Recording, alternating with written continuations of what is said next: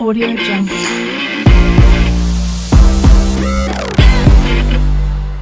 Hello, Natasha. Hello, Mr. Berman. Nice to see you and to have you on the podcast. Thank you for the invite. We're delighted, myself and Norman Rod, the CEO of Broll Auction and Sales, and we're excited about this engagement opportunity with Ooba. We're going to do great things. I can feel it because, we know that Ooba pioneered the bond origination business. We're going to talk a little bit about that, and I know Norman has a couple of questions, but this show is predominantly about finding trends and opportunities in property and finance. And just to quickly ask you, and I know it's a complicated question, but where is the market right now?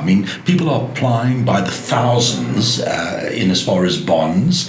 Where's it sitting? At what level is it sitting right now? What's the magic point? So I think, as a frame of reference, the post-COVID hyperactivity has certainly normalized. Yes. I'm not going to say the market's contracted. I'd prefer to use the word normalize. We track our daily intake, which has reduced, but not significantly. And from our point of view, as a home loan comparison service, we're noticing that the bank's appetite remains robust. So from a lending perspective, the banks are there, they're competitive. And from an intake perspective, again, I use the word normalize.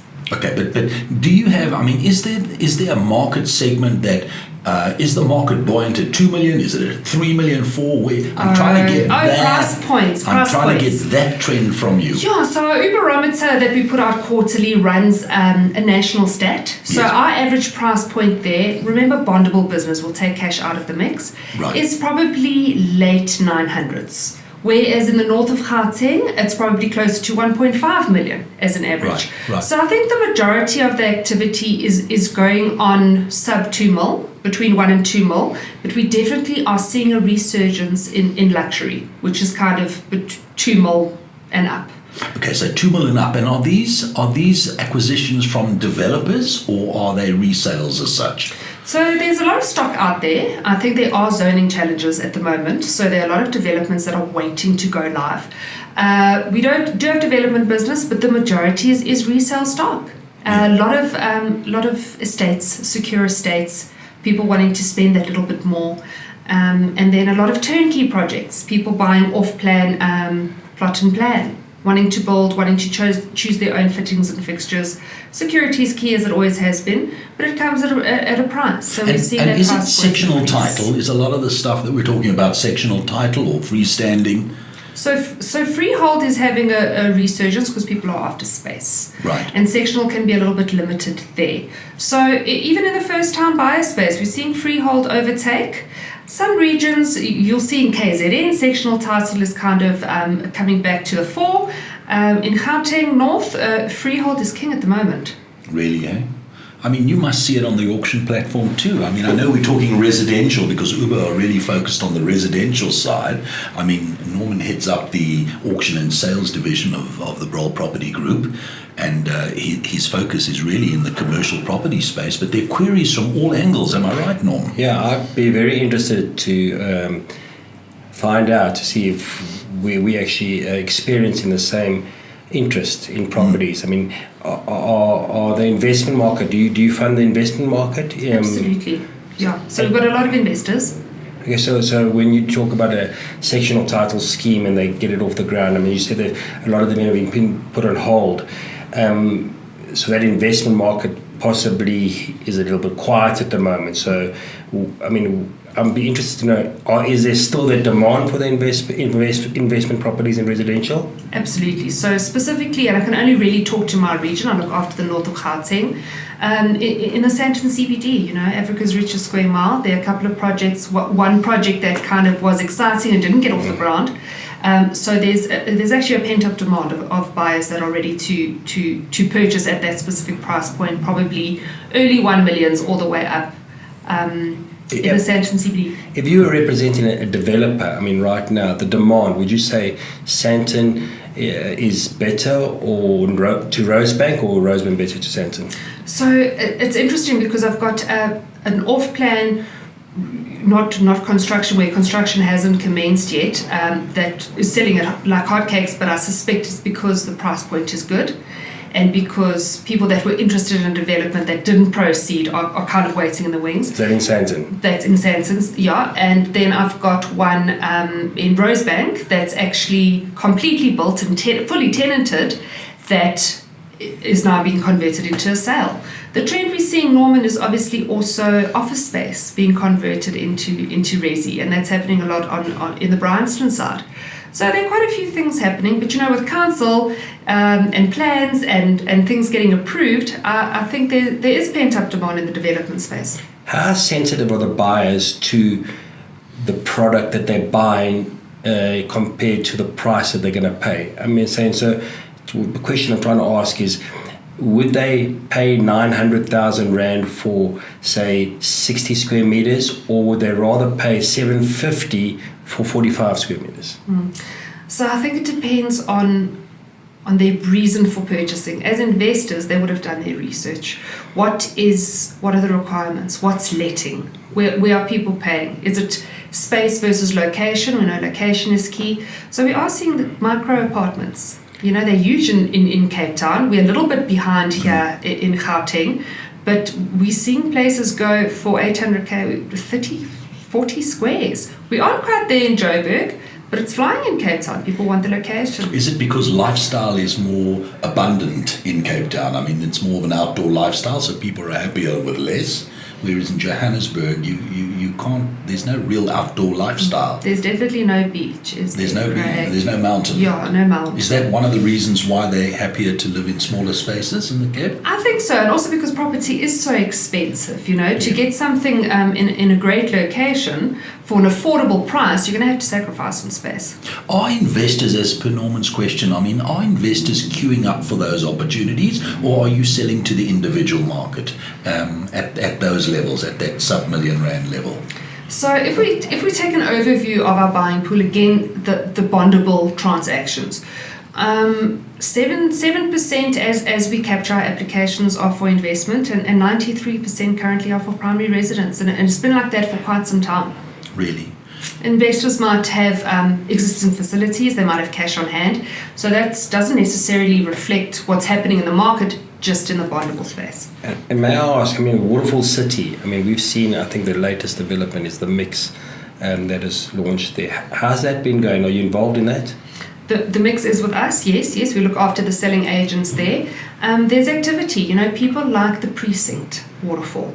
They like the security, they like all the amenities, and the price point there, I think, is also an attraction. The mix is selling. So what we've seen on the residential side, when we've taken properties to the auction, the higher value properties, and I'm talking about over 2 million Rand, the apartments or the investments, the investor market, when they try to resell their properties, we've actually seen the prices sell for a lot less than when they were launched originally. And it's obviously price sensitive, but what's the main reason? Is it area sensitive, or is it price in the market? Because we're not seeing this demand at those levels. We're taking a lot of properties to auction, and there's so much available, and there's so much to choose from. There's so much, choice for the consumer, for the buyer, that they want to get the best possible deal. But you're saying it's a little bit different.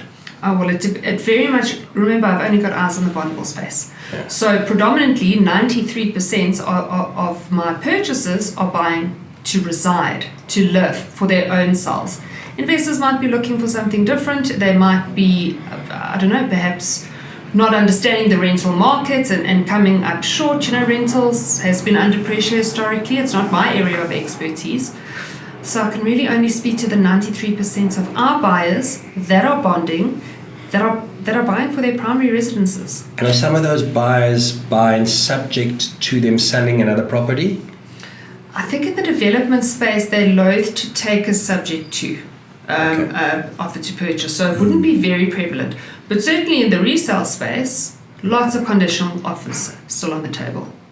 Okay. You know, from our side, I think why I'm excited about this is because we're launching this residential platform that will work in conjunction with the auction platform, but to be able to take to our users, our clients, the opportunity to pre-qualify, obviously to ultimately get a QBC, which is a qualified buyer certificate. We're going to aim for that, but I want that to be, tell us a little bit about that, because I'm very excited about that. So buyers that apply or want to inquire about property that is in the private sale or treaty space, tell us a little bit about QBC and how we're going to incorporate that into our mix for Brole Auction and Sales. So I think buyer empowerment is kind of emerging quite nicely. I think a little bit later than it should have.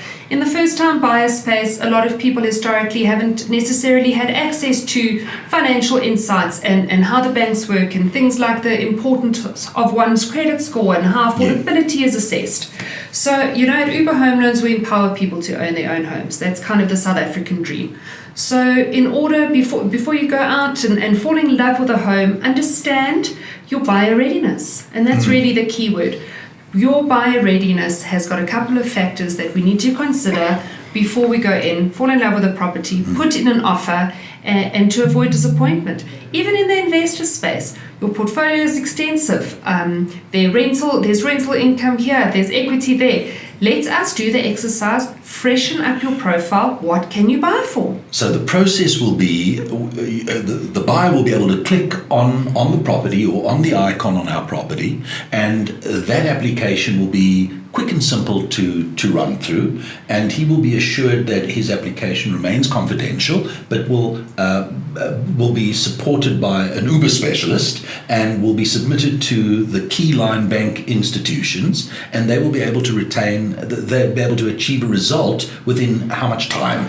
So the three-pronged approach, the Uber Bond Indicator is an electronic tool. It's a link that's a self-service intuitive link. That is real-time, 10 minutes, credit score, affordability. We then go to that buyer that's registered on that link will be contacted by an Uber specialist to do a qualified buyer certificate, where we will then request the supporting documents that the banks would request. Understand. So that gets us halfway to where we need to be.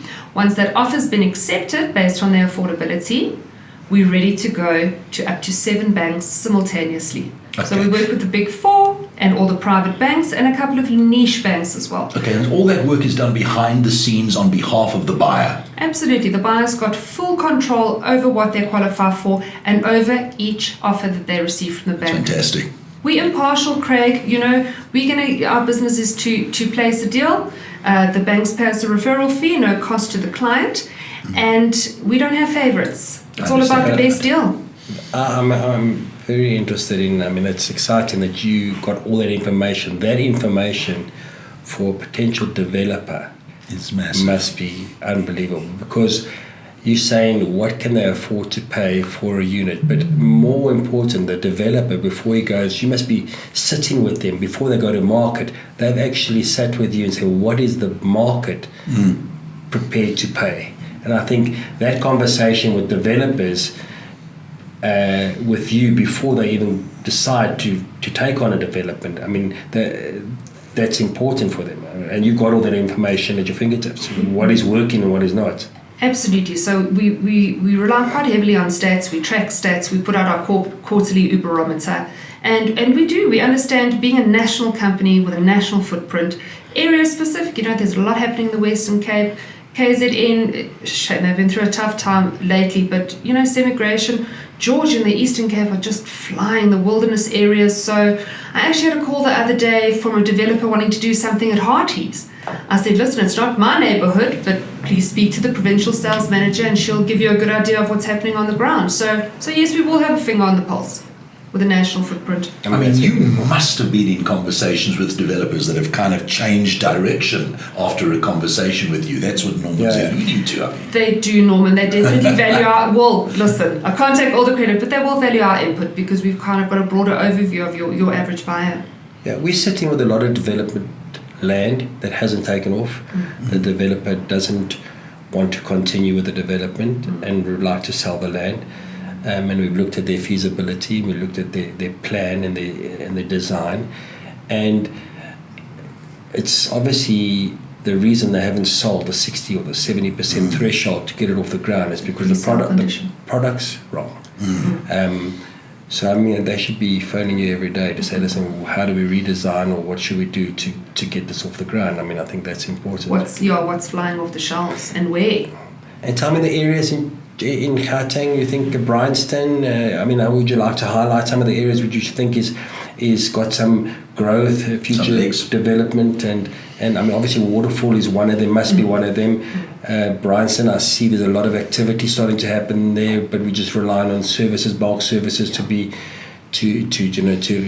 get back to normalization, as you say. Where else? I mean, I think the buzzword now is kind of green building. So the banks still want, before they approve, and I think it's important for developers to understand that bulk services are still going to be a minimum requirement. People are coming to market with timber structures or kind of precast, like the American build, kind of pre-structured, which is going to help from an ecological point of view, but also from an affordability point of view. But developers have to be cognizant that the banks will need bulk services in place. So I think that conversation, in addition to what are the market appetites, and I know you're asking me area-specific questions, if people can get more, and again, the post-COVID appetite is changing. There was a lot of interest in being outside the city because the commute was no longer an issue and people could get more value for money. People now are kind of coming back, so that's changing again, and people want to be closer to the CBDs. So it's hard. We've got a lot of places kind of in the outlying areas, more Lanseria way, where there's more bang for you. Lion Pride's a big one that's happening out there. People feel like they're in the country, but they're close enough. Bryanston, there's a lot happening. Sandton CBD, I think, more so from potentially a short-term let, so your Airbnb, so it very much would depend on the strategy and your buying pool and the area. There are pockets of activity kind of all over. We've got a couple of things happening in Cyrildene, kind of that side. Glen Hazel. I'd be very interested to speak to your colleagues that are working in the Cape and in Durban and the KZN. I mean, I'd love to hear their thoughts of where things are going. Maybe next time, Craig, you can have them on the show. Just we are a national company and we deal with buyers and sellers and developers throughout South Africa. So what you're telling me, we got a little bit to look forward to. There's a bit of activity and there's a bit of sales. I still think that we got some headwinds, but obviously I think at that level, what you representing for first-time buyers around that under R1 million mark, I think we could see a lot of activity there in the foreseeable future, in the near future. Well, people got to live. I mean, people have got to operate, and people, I think, are economizing. People want to be mobile. I mean, that's the world trend, am I right? And I think that you've got enormous IP, you've got information. I'm going to try and draw it out of you because I know where Norman is going with this, because Norman is sitting with a labyrinth of opportunity in the sense that people are coming to us all the time, and to Norman specifically, and saying, what should I do? For that insight. And, I think that there are dots that can be connected in this conversation, and we're going to explore some great opportunities. But Natasha Champion, thank you. You are a champion. And thank you for joining us. On behalf of Broll Auction and Sales, Norman Rod, what a treat. Thank you very much. Thank you. It was very, very interesting. Appreciate Thank you. it. Thank you.